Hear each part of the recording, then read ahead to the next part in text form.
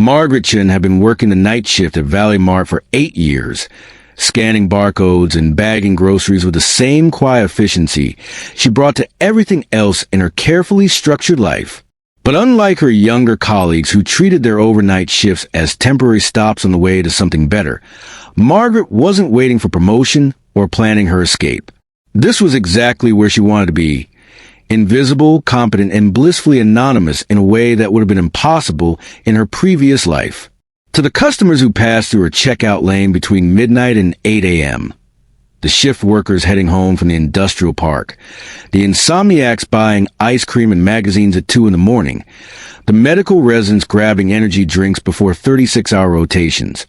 She was simply Maggie, the small Asian woman with graying hair pulled back in a practical ponytail, who always remembered to double-bag the milk, who knew the produce codes by heart, 4011 for bananas, 4065 for green peppers, 3283 for Honey Crisp apples, and who had never once been late for a shift in 8 years. She wore the same blue vest as every other employee, kept her name tag positioned exactly where corporate regulations specified, and spoke just enough to be polite without being chatty. Her interactions with customers followed a comfortable routine. Good evening. Scan the items with practice efficiency. Paper or plastic? Calculate change quickly, though most people use card these days. Have a good night. Pleasant, professional, forgettable. What none of them knew. What none of her colleagues suspected. What management had never discovered despite background checks and annual reviews was that the woman counting their change and asking about shopping bags had once commanded boardrooms where billion-dollar decisions were made with the same casual efficiency she now applied to scanning groceries. Her quiet suggestions about store operations, offered occasionally and always deferentially, came from 30 years of building retail empires from the ground up, transforming struggling companies into market leaders, and understanding consumer behavior at a level that most MBA programs could only theorize about. The contrast between her two lives couldn't have been more complete.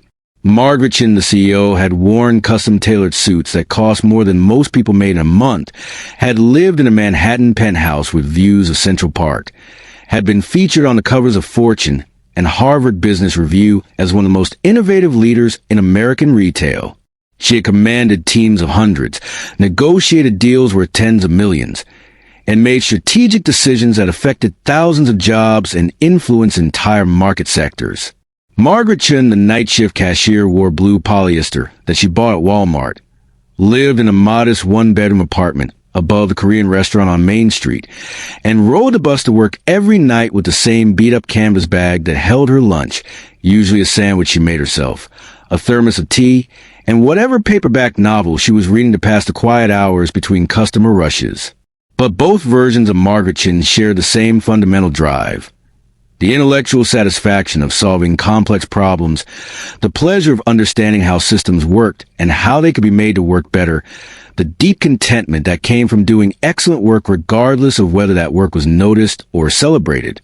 The irony wasn't lost on her that she was probably happier now than she'd ever been during her years of professional success. There was something profoundly peaceful about work that began and ended at predictable times, that didn't follow her home, that didn't require her to make decisions that would affect other people's livelihoods or manage personalities and egos that came with executive-level responsibility.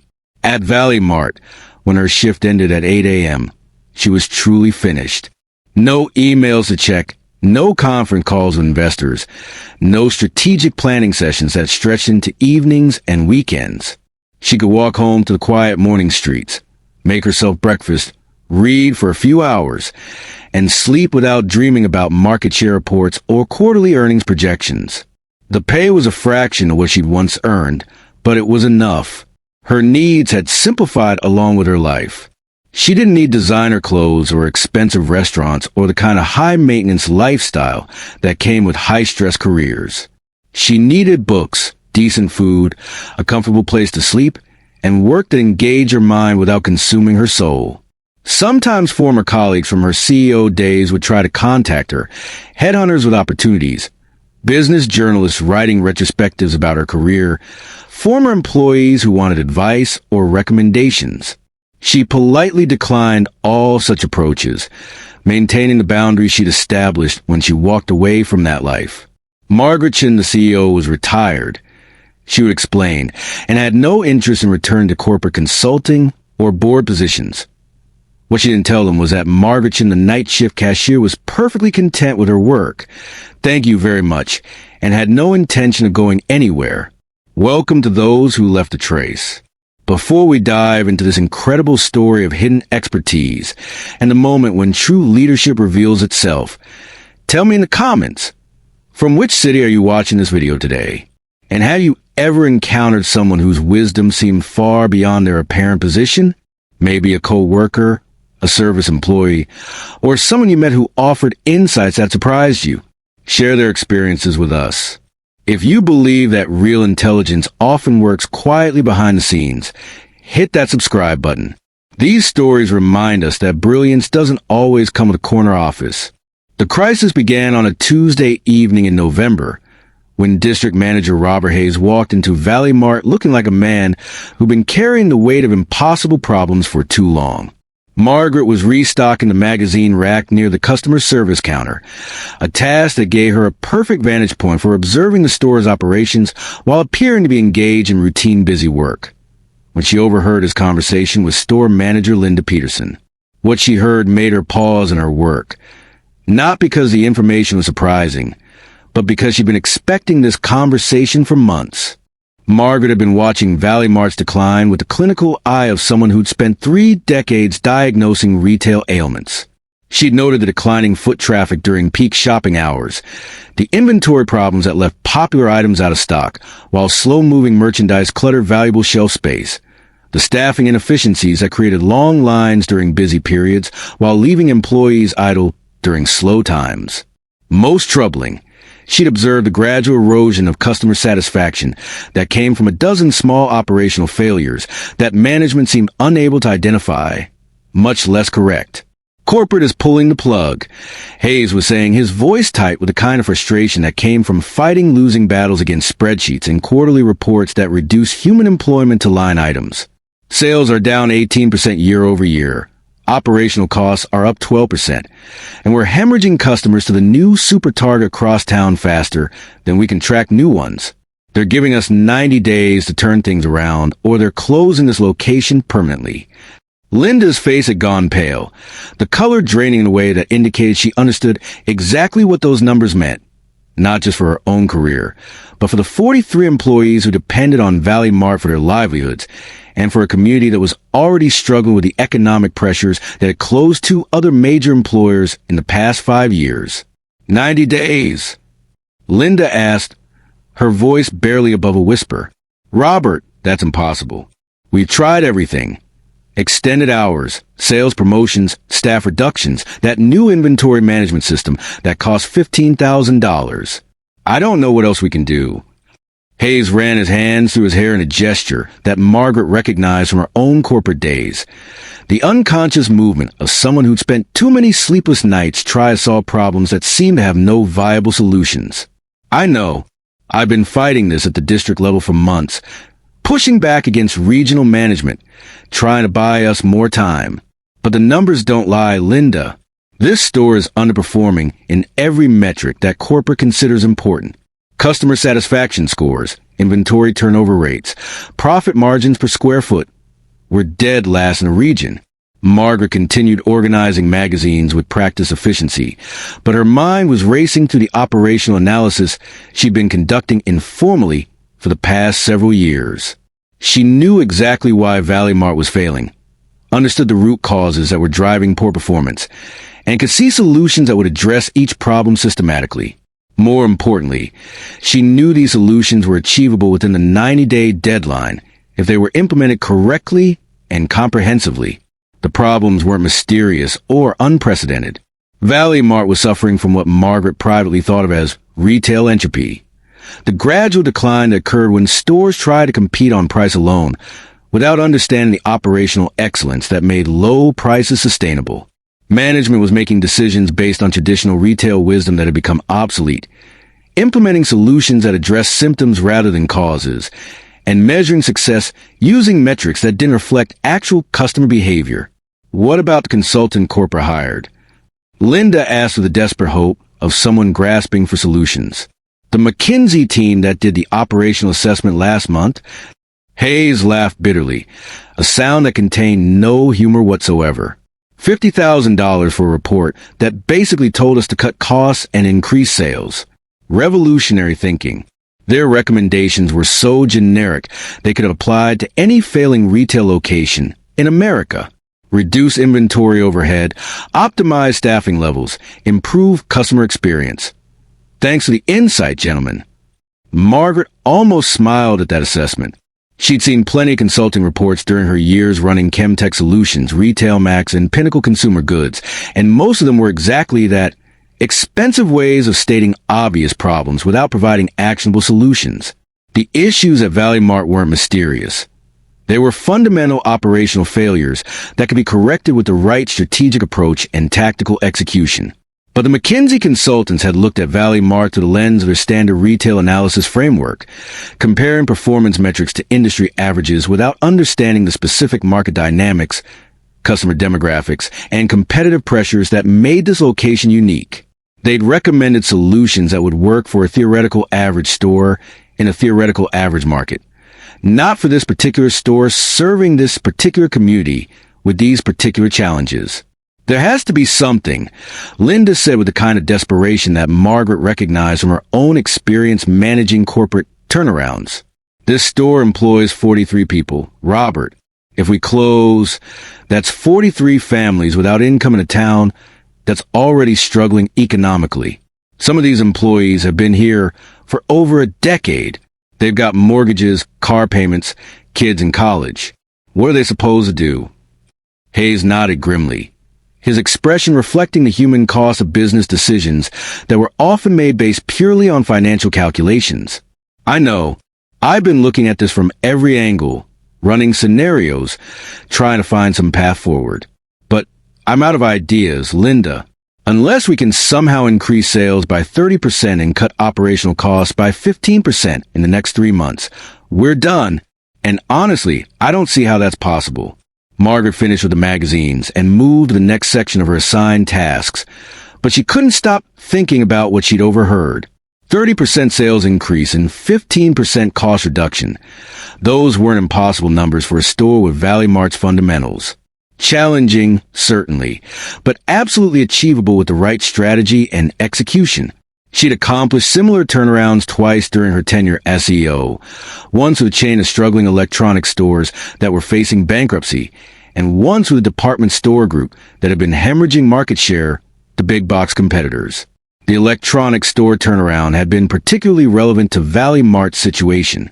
Like Valley Mart, those stores have been competing primarily on price, without understanding that sustainable low prices required operational efficiency, not just aggressive procurement and slim margins. Margaret had spent 6 months restructuring everything from inventory management to customer flow patterns, implementing systems that reduce costs while improving service quality. The department store project had involved similar challenges with customer retention and competitive pressure from larger retailers. Margaret had developed a comprehensive strategy that focused on community engagement, inventory optimization, and service excellence that created value propositions beyond simple price competition. Both turnarounds had succeeded because Margaret understood that retail failure was rarely about external factors that couldn't be controlled. Economic conditions, competition, changing consumer preferences. More often, it was about internal operational problems that could be diagnosed and corrected by someone with the right experience and analytical framework. The problem was that nobody would listen to suggestions from a night shift cashier, no matter how sound those suggestions might be. Margaret had learned that lesson during her first year at Valley Mart, when she quietly mentioned to Linda that the store's product placement was reducing sales efficiency. The bread aisle was positioned too far from the deli counter, forcing customers who wanted to build sandwiches to backtrack through the store. The greeting card section was isolated in a corner, where foot traffic was minimal, despite the fact that greeting cards carried some of the highest profit margins in the store.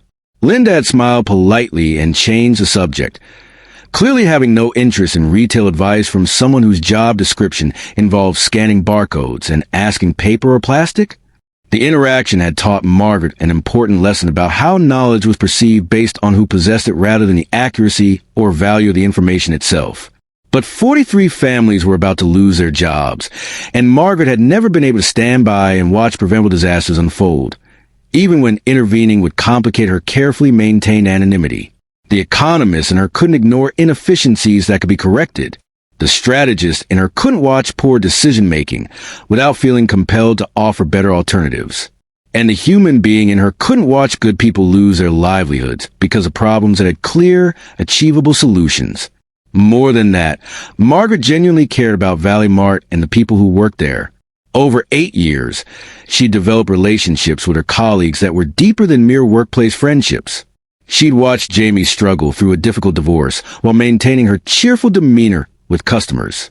She'd seen Marcus work double shifts to save money for his daughter's wedding. She'd observed Linda's genuine concern for her employees and her frustration with corporate policies that seemed designed to create problems rather than solve them. These weren't just employment statistics. They were real people with mortgages and car payments, children in college, and elderly parents who needed care. They were part of a community that had already lost too many good jobs to economic forces beyond local control. Valley Mart's closure would ripple through the town, affecting not just the employees but the customers who depended on the store, the suppliers who had built relationships over decades, the tax base that supported schools and public services. Margaret had seen this scenario play out in other communities during her corporate consulting years. When anchor retailers closed, small towns often entered death spirals of declining commerce, reduced property values, and outmigration of younger residents who could find opportunities elsewhere. The economic impact extended far beyond the immediate job losses. But she also knew, from direct experience, that retail turnarounds were possible when they were approached systematically with the right combination of strategic thinking and tactical execution. The problems at Valley Mart weren't unique or insurmountable. They were variations on operational challenges she'd solved multiple times during her career. The key was understanding that retail success wasn't about any single factor, not pricing, not product selection, not customer service, but about the integration of all operational elements into a coherent system that created value for customers while maintaining sustainable profitability. Most failing retailers made the mistake of addressing symptoms rather than root causes, implementing quick fixes that provided temporary improvements without solving fundamental problems. Valley Mart's core problem wasn't competition from Super Target, though that was certainly a factor. The core problem was that the store was operating according to retail principles that had become obsolete, using management practices that created inefficiencies rather than addressing them, and measuring success with metrics that didn't reflect actual customer behavior or long-term sustainability. Margaret had identified at least 12 specific operational changes that would address these fundamental issues. Individually, each change might seem minor. Collectively, they would transform Valley Mart from a struggling store into a profitable operation that could compete successfully even against larger retailers with more resources. The challenge wasn't developing the turnaround strategy. Margaret could write that plan in her sleep. The challenge was convincing management to listen to strategic advice from someone they perceived as a night shift cashier, and then implementing the changes quickly enough to meet the 90-day deadline.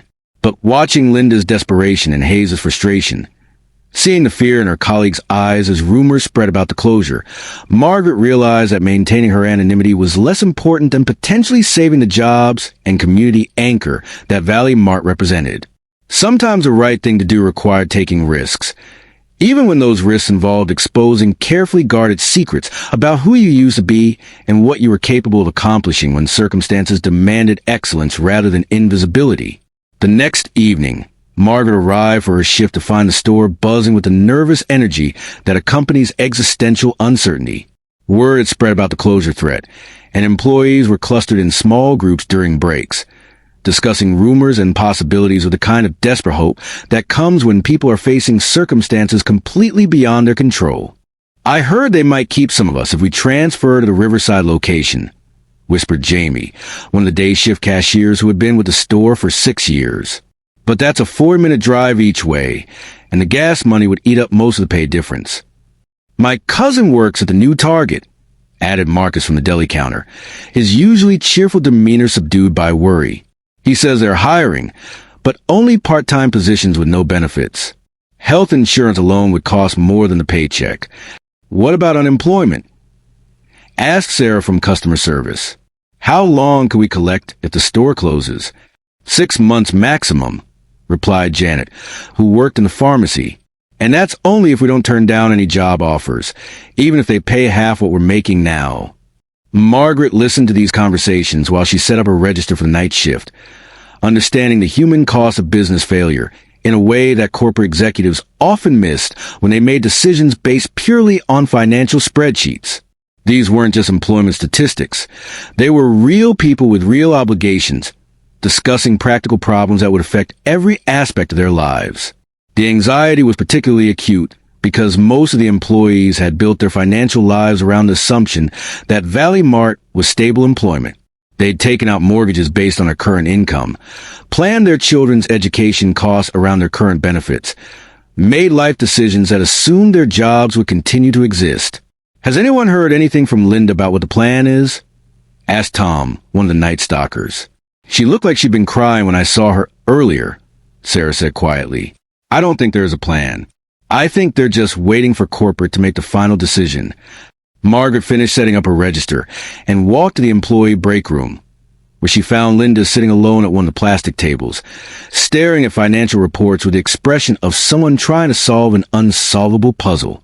The spreadsheets were covered with handwritten notes, calculations scratched in margins, and highlighted numbers that painted a clear picture of declining performance across every metric that corporate headquarters considered important.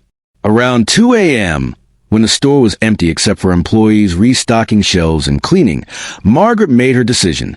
She walked to the back office where Linda was still working, surrounded by papers and empty coffee cups, and knocked on the door frame. "Linda? Sorry to bother you, but I was wondering if I could speak with you for a minute." Linda looked up, clearly exhausted but trying to maintain the professional demeanor that management training had taught her to display even in crisis situations. "Sure, Maggie. What's on your mind?" Margaret stepped into the office, glancing at the financial reports scattered across Linda's desk. Even upside down, she could see the problem areas immediately. Inventory turnover rates that were disastrous, margin calculations that revealed fundamental pricing errors, customer flow patterns that indicated serious layout inefficiencies that were costing the store thousands of dollars in lost sales every week. The reports also revealed something else. The consulting firm's recommendations were not just generic, they were counterproductive. The suggested cost-cutting measures would reduce customer service quality, while proposed inventory reductions would create stock-out situations that would drive customers to competitors.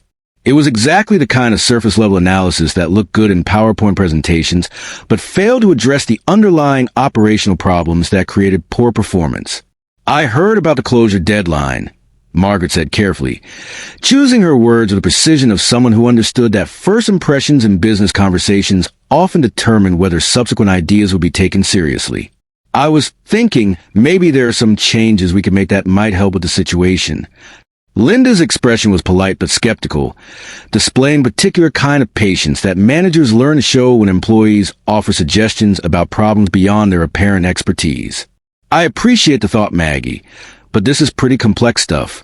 Corporate has had teams of analysts looking at our numbers for months. McKinsey spent 3 weeks here doing operational assessments." "I understand," Margaret said, maintaining the deferential tone that her cashier role required while internally critiquing McKinsey report's fundamental misunderstanding of how modern retail operations actually functioned. "But sometimes an outside perspective can be helpful, even from someone who's just observing from the front lines. I've been working here for 8 years, and I've noticed some things that might be contributing to the problems." "What kind of things?" Margaret took a breath, preparing to reveal just enough expertise to establish credibility without immediately exposing the full extent of her background. "Well, for example, your inventory turnover in household goods is running about 40% below industry standard, but that's not because of demand issues. It's because of placement and pricing strategy problems that could be corrected relatively easily." Linda stared at her with an expression that suggested Margaret had just spoken in a foreign language. How do you know about inventory turnover rates? I read business publications, Margaret said, which was technically true, though it didn't convey that she'd been featured on the covers of several such publications. And I observed customer behavior patterns during my shifts. Your household goods section is positioned in the back corner, where customers don't naturally flow during normal shopping trips. And your pricing is based on cost plus markup instead of competitive positioning analysis that takes into account what customers actually perceive as value. The skepticism in Linda's expression was shifting towards something approaching attention, though it was clear she was still struggling to reconcile this level of business analysis with her understanding of Margaret's role and background. Go on, Linda said. Margaret pulled out a pen and began sketching on the back of one of the reports, her movements confident and practiced. Your customer flow analysis shows that most people enter through the main doors and turn right toward Produce, which is good. Produce draws people into the store and starts them thinking about meal planning. But then they hit a dead end at the deli counter, and instead of creating a natural circulation pattern that guides them through high-margin center aisles, you're forcing people to backtrack, which creates congestion and reduces total shopping time. She drew arrows showing customer movement patterns with the quick efficiency of someone who diagrammed thousands of retail layouts. If you relocate the pharmacy to the back corner where household goods are now, and move household goods to the center aisle end caps with proper cross-merchandising, you create a natural flow that pulls customers through your highest margin sections while making prescription pickup more convenient. Linda studied the sketch with growing interest. But relocating the pharmacy would be expensive. Less expensive than closing the store, Margaret said simply. And the household goods relocation can be done over a weekend with existing fixtures. The real cost is in staff training and inventory redistribution, which are operational expenses, not capital investments. What about staffing? Margaret pulled up the staffing spreadsheet on Linda's computer, navigating the system with the confidence of someone who'd optimized similar operations dozens of times. You're overstaffed during low-traffic periods and understaffed during peak times. Your current scheduling is based on traditional retail hours, but your customer data shows that your peak traffic occurs during non-standard periods because of the shift workers from the industrial park. She began making adjustments to the schedule with quick, precise movements. Reduce weekday morning coverage by 30%, increase evening coverage by 20%, and add weekend evening shifts. You'll improve customer service while reducing labor costs by about 12%. How do you know all this? Linda asked, watching Margaret navigate the spreadsheets with obvious expertise. Margaret realized she was approaching dangerous territory, but the store needed help that only someone with her background could provide. I have some experience with business operations, she said carefully. What kind of experience? Another pause as Margaret calculated how much truth to reveal. I worked in corporate management before I came here. Linda's eyebrows raised. What level of management? Executive level. Like vice president? Margaret looked at Linda steadily, making a decision that would either save the store or end her carefully maintained anonymity. CO. The words hung in the air between them like a revelation that changed everything and nothing simultaneously. Linda's mouth opened slightly, then closed, then opened again as she tried to process this information. You were a CEO? She asked finally, her voice barely above a whisper. For 26 years, 3 different companies. And now you're working here, Margaret finished. Because I want a simpler life. Linda leaned back in her chair, overwhelmed by the implications of what she'd just learned. I don't know what to say. I had no idea. You weren't supposed to know, Margaret said gently. I came here specifically because nobody would know. But your store's in trouble, and I might be able to help. Help how? Margaret gestured toward the financial reports on Linda's desk. May I? Linda nodded mutely, and Margaret picked up the operational analysis that corporate had provided. She scanned it quickly, her expression growing more critical with each page, recognizing the superficial thinking and generic recommendations that characterize expensive consulting work performed by people who understood business theory, but had never actually run retail operations. This is exactly what I expected, she said after a few minutes. Generic recommendations based on industry averages without any understanding of your specific market conditions or customer base. She set the report down and looked at Linda directly. Your primary problem isn't sales volume. It's operational efficiency. You're spending too much on the wrong things and not enough on the right things. Your staffing model is based on outdated retail patterns. Your inventory management is reactive instead of predictive. And your store layout actively works against natural customer behavior. Linda was taking notes now, her earlier skepticism completely replaced by focused attention. Can you be more specific? Over the next 3 hours, Margaret laid out a comprehensive turnaround strategy that addressed every aspect of Valley Mart's operations. She redesigned the store layout to optimize customer flow, restructured the staffing model to match actual traffic patterns rather than traditional retail assumptions, negotiated better vendor terms using her knowledge of wholesale markets and supplier relationships, and implemented inventory management practices that she developed during her years running major retail chains. She showed Linda how to analyze customer data to identify buying patterns that the current management system ignored, how to position products to maximize both convenience and profitability, how to create promotional strategies that drove traffic without sacrificing margin integrity. Most importantly, she explained how all these changes work together as an integrated system rather than isolated improvements, creating operational synergies that would make Valley Mart more efficient and profitable than it had ever been. This is incredible, Linda said as Margaret finished explaining the implementation timeline. These aren't just suggestions. This is a complete operational transformation. Which is what you need, Margaret replied. Incremental changes won't address the fundamental problems. You need comprehensive restructuring that attacks every source of inefficiency simultaneously. Can we really implement all this in 90 days? Margaret nodded confidently. I've done it before under similar circumstances. The key is prioritizing changes by impact and implementation difficulty. We start with the quick wins that improve cash flow immediately, then tackle the larger structural changes, while the early improvements are generating positive momentum. Linda stared at her with something approaching awe. Margaret, do you realize what this means? You could save the store. You know exactly how to fix everything that's wrong. I know how to try, Margaret corrected. Success isn't guaranteed, but the problems are solvable if we execute properly and consistently. Will you help us? Margaret considered the question carefully. Helping would mean revealing her background completely, abandoning the anonymity she worked to maintain for 8 years, and returning to the kind of strategic thinking she deliberately left behind. But it would also mean saving 43 jobs and potentially preventing a community loss that would ripple through their small town for years. On one condition, she said finally, anything. This doesn't change my job here. I'm still the night shift cashier. I don't want meetings or titles or recognition. I'll help you develop and implement the plan, but you present it to corporate and take credit for the results. Linda nodded eagerly. Of course, whatever you want. Over the next 3 weeks, Margaret worked with Linda and Robert Hayes to implement the most comprehensive retail turnaround that Valley Mart had ever attempted.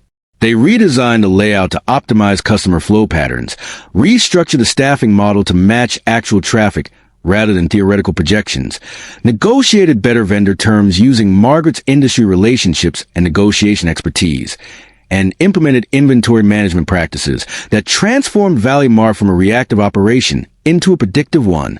The changes were subtle enough that customers barely noticed them individually, but the cumulative effect was immediate and dramatic. Sales increased by 8% in the first week alone as improved layout and staffing reduced checkout wait times and made shopping more convenient and efficient. Inventory turnover improved by 15% as products were positioned according to actual purchasing patterns rather than traditional retail logic. Most importantly, employee morale soared as word spread that the store was fighting back against the closure deadline with concrete improvements rather than just hoping for external salvation. Margaret continued working her night shifts, scanning barcodes and bagging groceries, but now her co-workers looked at her differently. Not with awe or intimidation, but with the respect accorded to someone who had chosen to help when helping mattered most. I don't understand, Hayes said to Linda during a follow-up meeting 6 weeks into the implementation. These improvements are exactly what corporate should have recommended. The operational efficiency gains are textbook examples of retail best practices. How did you figure this out? Linda glanced toward Margaret, who was restocking candy at Register 3 with the same quiet efficiency she'd always displayed. Sometimes the best advice comes from unexpected sources, she said carefully. By the end of the 90-day deadline, Valley Mart had not only met the corporate requirements, but exceeded them by margins that surprised even Margaret. Sales were up 32%, operational costs were down 18%, and customer satisfaction scores had improved by more than 40%. The store that had been scheduled for closure was now being studied by corporate as a model for other struggling locations. Margaret never asked for credit or recognition. When Hayes tried to thank her publicly during a staff meeting, she simply smiled and returned to her register. When corporate executives visited to understand how the turnaround had been accomplished, Linda gave them a carefully edited version of events that emphasized strategic thinking and tactical execution, without mentioning specific individuals or backgrounds. But the employees knew. They knew that the quiet woman who worked nights had somehow saved their jobs, had transformed their workplace from a failing business into a thriving one. And they treated her with a combination of gratitude and protective affection that went far beyond typical workplace relationships. Why did you do it? Linda asked Margaret one evening as they worked together to implement the final phase of the turnaround plan. Margaret considered the question as she adjusted price tags on relocated merchandise, her movements automatic after decades of understanding how small details affected large outcomes. Because it was the right thing to do, she said simply, and because I could. But you risked exposing yourself. Your quiet life here is still quiet, Margaret interrupted gently. Nothing has really changed. I still work nights, still scan barcodes, still go home to my apartment and my books. The only difference is that now I'm doing it in a store that's not going to close. Linda shook her head in amazement. I still can't believe you walked away from the corporate world to work here. Margaret smiled, expression that contained years of hard-won wisdom about what actually mattered in life. I didn't walk away from anything. I walked towards something better. Peace, routine, the satisfaction of honest work without political complications. Most people spend their entire careers trying to climb higher, but I discovered that climbing down can be just as valuable. Don't you miss it? The challenge, the prestige, the opportunity to work on a larger scale. I get plenty of challenge figuring out why the register freezes up every Tuesday, Margaret said with a laugh. And prestige is just other people's opinions about your importance. I'd rather be important to myself than important to strangers who read about me in magazines. A year later, Valley Mart was thriving beyond anyone's expectations. The store had not only survived, but had become a profitable anchor for their small community and a case study for successful retail turnaround strategies. Corporate had implemented Margaret's innovations at 12 other locations, resulting in system-wide improvements that saved hundreds of jobs and generated millions in additional revenue. Margaret continued working the night shift, content with her quiet life and the knowledge that she'd helped when helping mattered most. She still wore the same blue vest, still remembered to double bag the milk, and still kept her graying hair pulled back in a practical ponytail. But occasionally, when new employees asked about the store's remarkable turnaround, the veterans would tell them about Maggie, the night shift cashier who knew more about business than most people with corner offices, and who had chosen to use that knowledge not for personal gain, but for the simple satisfaction of solving problems that needed solving. Sometimes the most powerful leaders are the ones who choose not to lead, but who step forward when their community needs them most. Margaret Chen had built corporate empires and commanded boardrooms where millions of dollars changed hands with her decisions. But her greatest achievement might have been saving 43 jobs in a small-town grocery store, one perfectly executed strategy at a time. Because real leadership isn't about titles or recognition. It's about using your abilities to help others when they need it most, even when nobody will ever know your name was behind the solution. And sometimes, the most profound impact comes not from commanding respect, but from earning it through quiet competence and genuine care for the people whose lives your decisions affect.